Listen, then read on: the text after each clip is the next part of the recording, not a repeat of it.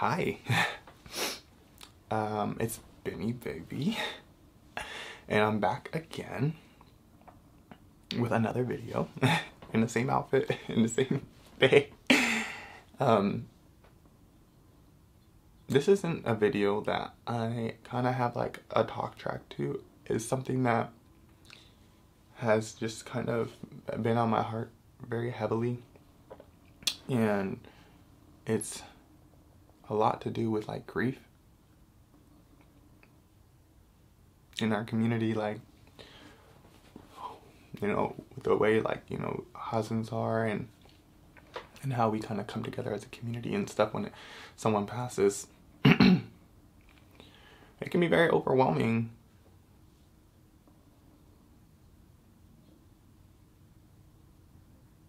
Someone told me, my roommate, they told me that grief is just love that you don't know where to put it. And when it comes to like losing someone that you love so much, one of the things about losing someone is sometimes the regret associated with it. I can't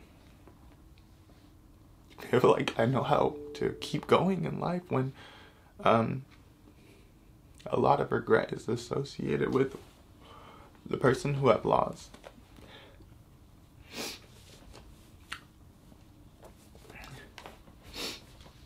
When it comes to this person, I love them so much.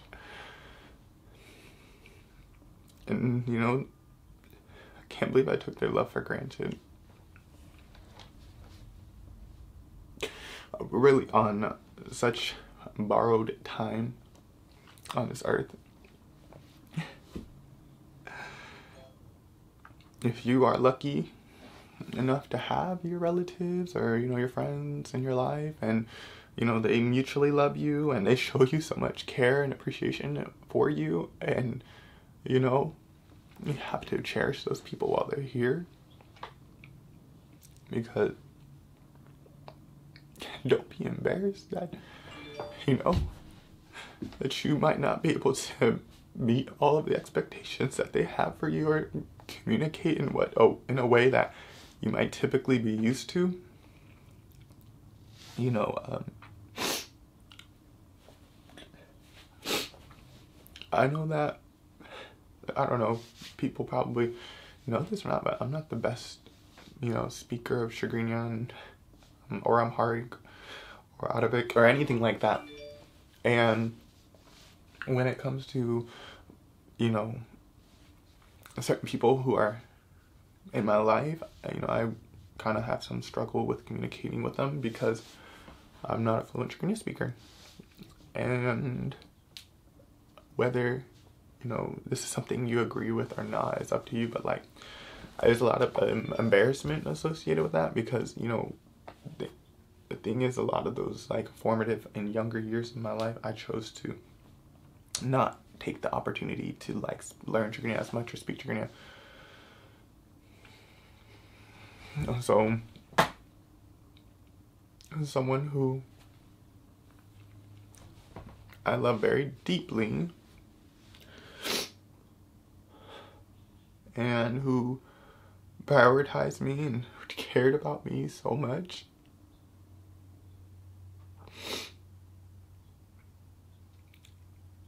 you know, I was scared to go be around them for the sheer fact that I can't communicate with them the best way that I could. And a lot of challenges were associated with how I communicated with them, because they're a spitting image of my mother. And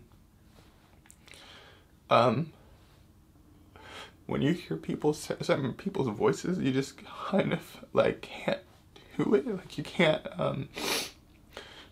you don't have like the emotional depth to handle it, because it's not only triggering to just like what you have gone through in your life. Like, you know, I've lost my mom at a young age too. But when it comes to my relative and how much they remind me of my mom and everything they've gone through in life, you know, with everything back home in Eritrea, and just how, you know, and how, you know, resilient and determined they are, our people and our family. And then they're here, and, you know, you have opportunities to go see them, and then you don't take that time because of your fears and your own self-doubt. It's fucking embarrassing. Like, it's so hard to accept that as like a fact, that because of my own insecurities, I robbed myself of the opportunity to go spend time with my loved ones. And when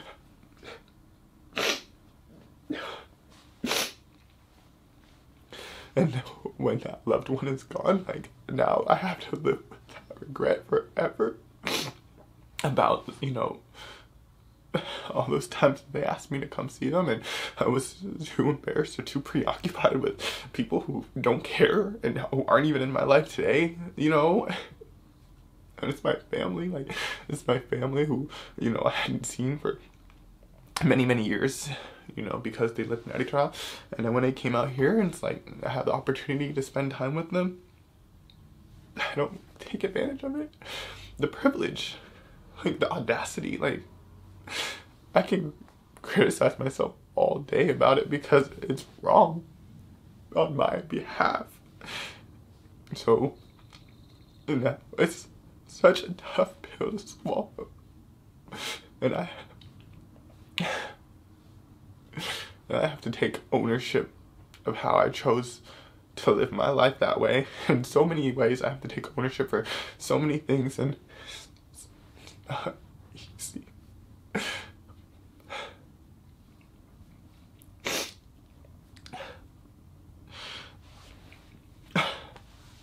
So now I'm like trying to get by and stuff and take it day by day, but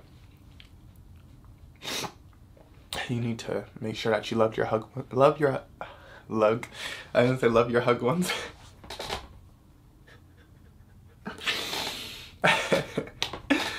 I meant to say hug your loved ones while they're here, while they're in your city, while they're in a neighboring city, while they're 2 hours away, while they're 6 hours away, while they're a flight away. Love them, show them love, call them, and take care of them, and especially our elders in our community, because things could. And what's crazy is things didn't just change like that in a sense, but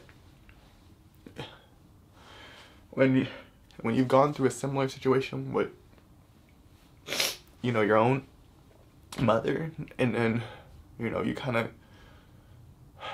go through it again, and I guess the main inquiry that I have is I wonder what it's all teaching me.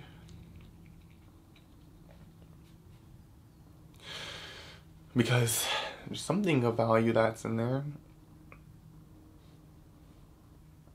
I know that the best thing about it is I can't be selfish and think, why me, you know. It's like my relative's in a better space, my relative is in a better space, you know, physically now, and with God. I can't be ashamed about, you know, my shortcomings. Those are things that we learn from, you know. And there's just so much pressure, and there's so much that we put on ourselves. Like, there's just so much intense pressure, you know. And then we got your family's pressure, and you know how it is being Habesha. Man, and if you know, you know. But it's very similar, you know. Anyone who's you know, who's first gen American, or who has, you know, immigrant parents. So I just want it to be like super duper candid and super duper honest and transparent, and like show people that, you know, the vulnerability, like black men out there, like it's okay to cry and, you know, express your emotions and share it, you know. Well, I never probably would have imagined myself to be the type of person to share it with the world like this. I understand someone out there may want support going through grief. I may not be as fortunate as I am with the support system that I have.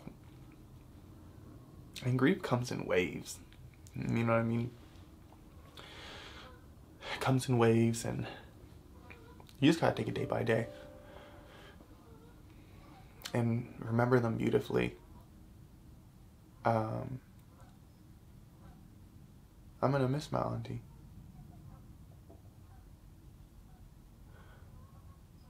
I'm gonna miss my relative. I'm gonna miss the laughs we shared together.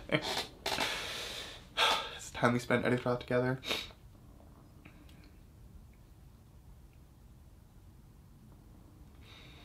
So I hope that yeah, I could be of support to somebody who's going through grief, or, you know,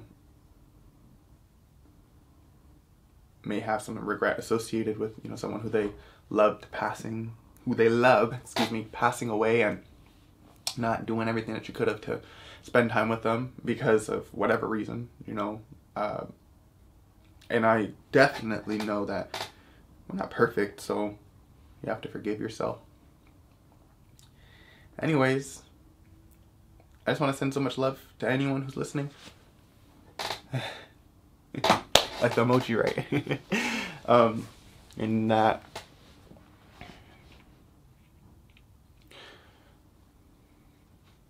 as a reminder of everything that you do, remember that, you know, God's watching, and to lead with love unconditionally.